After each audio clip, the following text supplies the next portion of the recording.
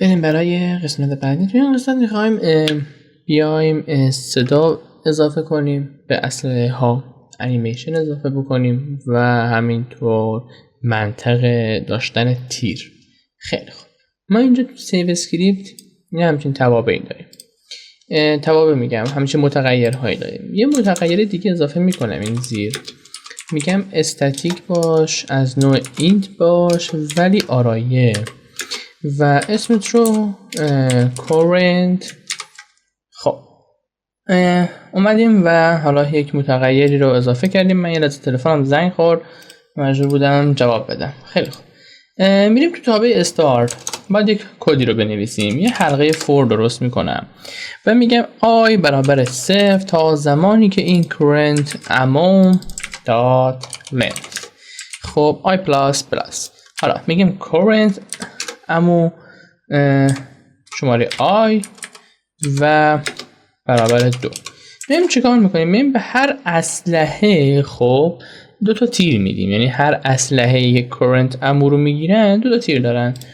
خب مثلا اسلحه شماره 1 اسلحه شماره 2 برابر 2 مقدارشه. خب و بعد حالا میام مثلا به یکی از اسلحه ها که مثلا ببینیم، بریم توی weapon inventory، نه weapon manager. خب نایف 0 1 2 3 نکن تبره پیستول شماره 4 میبینی 4. خب برمیگم تو سیو اسکریپت، میگم آقا اسلحه شماره 4 هم خب مثلا تیرش الان مثلا چقدره؟ میگیم 12 تا فعلا. اوکی خیلی خوب.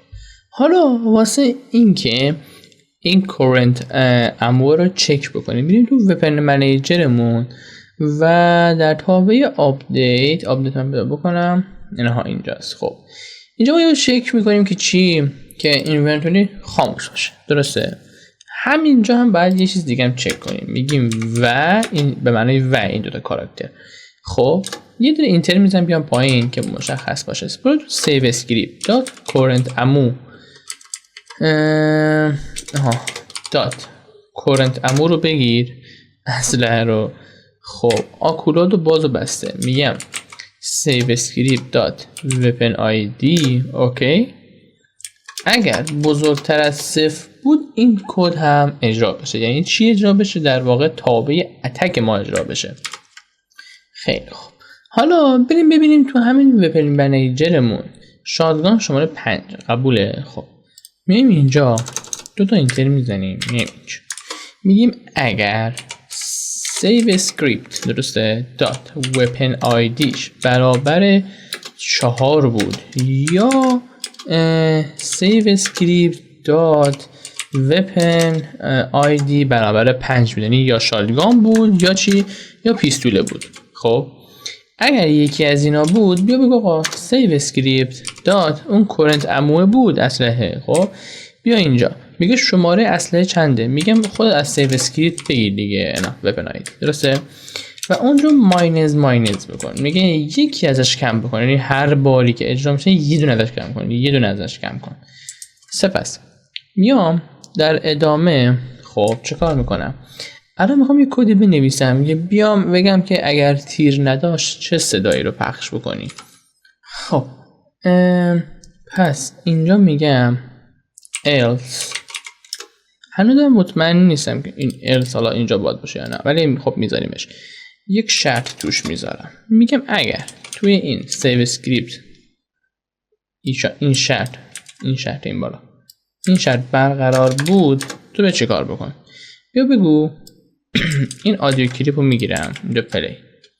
اینجا به جای که وپن اسکریپت رو بذارم میگم شماره 10 رو اجرا بکن. حالا میریم میگیم که شماره 10 چیه و چه صدایی که باید اجرا بشه.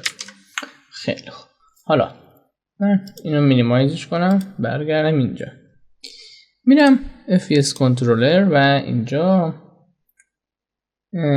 کجا بود؟ weapon sound نه 4 میدار شد 10.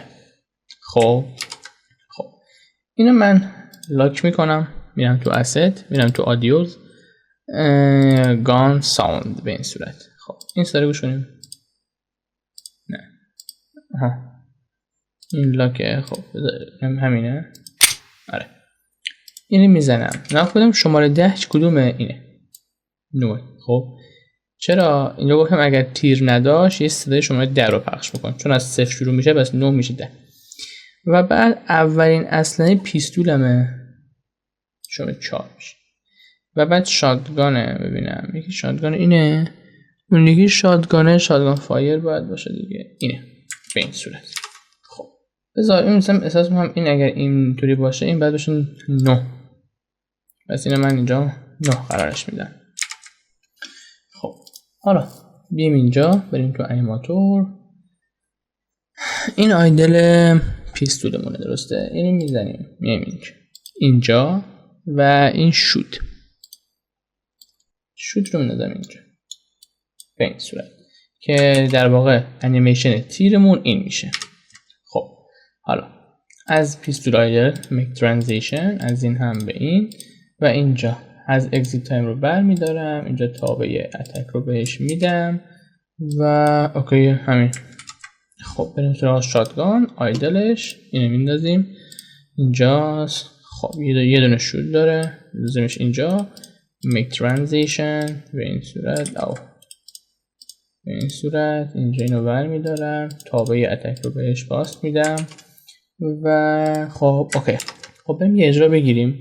حس میکنم ممکنه خطا داشته باشیم ولی خب بهتره تست بگیریم. اینو من میگیرم، اینو میگیرم، آی رو میزنم، این رو انتخاب میکنم. ایوه ببینیم که خب بذار من اینو رو ماکسیمایز کنم، صدا رو کم کنم.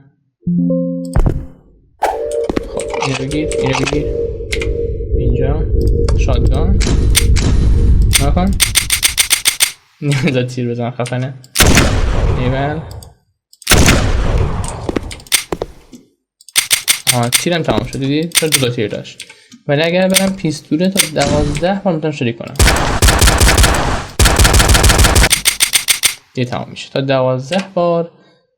اگر اینو برگردم چی؟ آره چون تو سیو اسکریپت گفتیم آقا انقدر تیر بیشتر نداره. خب اینم از این. بریم حالا تا قسمت بعدی ببینیم که چه اتفاقی میفته.